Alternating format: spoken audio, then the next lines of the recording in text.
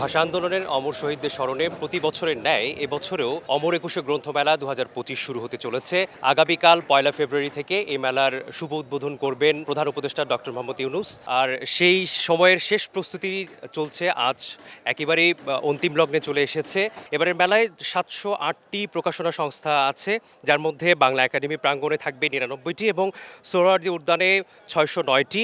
এছাড়া থাকবে 37টি প্যাভিলিয়ন, যার মধ্যে বাংলা একাডেমি প্রাঙ্গণে একটি এবং সোহরাওয়ার্দী উদ্যানে অংশে 36টি থাকবে এবং 130টি ম্যাগাজিন স্টল রাখা হয়েছে।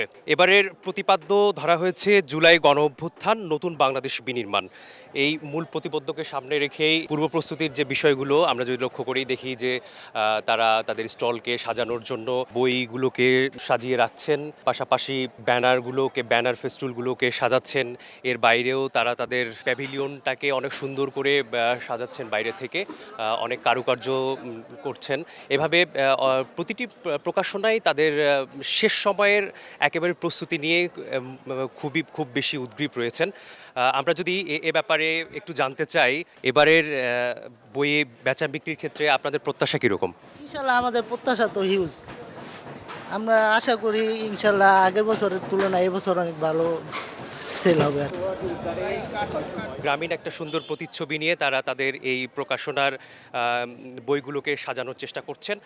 খুবই লোকবাংলার একটি ঐতিহ্যের একটা প্রতিচ্ছবি দেখছি। আমরা যদি জানতে চাই, এরকম একটি ব্যতিক্রমী উদ্যোগ নিয়ে আপনারা সাজানোর চেষ্টা করছেন, এটা কেন? আমাদের বাঙালি সংস্কৃতির যে পরিচয়ক যে জিনিসগুলা, সেগুলো আস্তে আস্তে আমরা যেন সেগুলো প্রকাশ করতে দ্বিধাবোধ করি বা সেগুলো প্রকাশ করতে আমরা চাই না, করি না। এই জন্য এই জিনিসটাকে যাতে আমরা ধরে রাখতে পারি আমাদের সামনের ভবিষ্যৎ প্রজন্মের কাছে, সেই জন্য আমাদের প্রচেষ্টা। সাধারণ মানুষের আনাগোনা মেলা কেন্দ্রিক, যেমনটি ছিল গত বছরগুলোতেও, ঠিক তেমনি পূর্ব প্রস্তুতিতেও অসংখ্য মানুষ তারা এখানে আসছেন মেলাকে কেন্দ্র করে, বইকে কেন্দ্র করে। বইয়ের প্রতি ভালোবাসা এবং বইকে ধারণ এবং লালন করার যে একটি প্রয়াস, সেটিকে আমরা প্রতিনিয়ত খুঁজতে পারি, দেখতে পারি এই বইমেলা থেকে। এবারের বইয়ের বিশেষত্ব কি, মানে কোন ধরনের বই আপনারা রাখার চেষ্টা করছেন? মূলত সব ধরনের বই হচ্ছে আমাদের এখানে আছে জ্ঞান প্রকাশনীতে, মানে উপন্যাস, সাহিত্যিক, নাটক, গল্প, তারপর হচ্ছে আপনার বাচ্চাদের জন্য যেরকম ধরনের বই প্রয়োজন, কারণ ছোটো বাচ্চারা যেরকম ধরনের বই চায় ওই রকম, মানে সবার কথা চিন্তা করে সব ধরনের বই আমরা এখানে আছে জ্ঞান প্রকাশনীতে।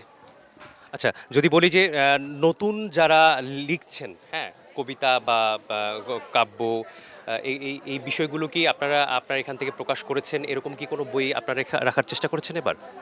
নতুন অনেক রাইটার আছে, মোটামুটি প্রায় 15 থেকে 20 জনের উপরে এরকম আমরা রাখছি নতুন যারা আছে, মানে নিউ রাইটার। প্রতি বছর যে এই সুন্দর আবহটা মানুষ দেখে, সেটিরই অভিন্ন রূপ এবারেও দেখছে। যেহেতু এবার নতুন একটি বাংলাদেশের অভ্যুদয় হয়েছে জুলাই গণ আন্দোলনের মাধ্যমে, এর পরিপ্রেক্ষিতে তাদের কিছু নতুনত্ব নিয়ে এসছে বিভিন্ন জায়গায়, তাই বলছেন।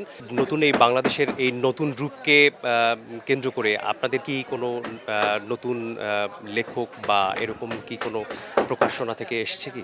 জুলাই গণ অভ্যুত্থানটা আসলে সবার জন্য অনেক একটা ভালো একটা জিনিস হয়েছে, কারণ আমি নিজে একজন স্টুডেন্ট, আমিও গণ অভ্যুত্থানে আন্দোলন করেছি, এখনও অনেক ধরনের অন্যায়ের বিরুদ্ধে আমি দাঁড়াই। তো এই জন্য আমি কথা প্রকাশের সাথে অ্যাড হয়েছি, কারণ তারাও এই কাজের সাথে অনেক জড়িত, গণ অভ্যুত্থানের সাথে। যেমনটি বলছিলেন যে এই কথা প্রকাশ থেকে জানতে পারলাম যে জুলাই গণ অভ্যুত্থানকে কেন্দ্র করে তারাও নাকি নতুনত্বের কিছু দিক তুলে ধরেছেন। তো এরকমভাবে প্রতিটি স্টলেই আমরা ঘুরে ফিরে দেখেছি জ্ঞান প্রকাশ বা অন্যান্য কলি প্রকাশনী, এদিকে হচ্ছে কথা প্রকাশনী, এরকম প্রতিটি স্টলেই তারা তাদের শেষ সাজরব করে তারা তাদের প্রকাশনীর শেষ ক্ষণে সাজানো গোছানোর বিষয়গুলো তুলে ধরছেন। এই ছিল আমার হাতে সর্বশেষ অমর একুশে গ্রন্থ মেলা থেকে। মেসবাহুল আলী, সময় সংবাদ।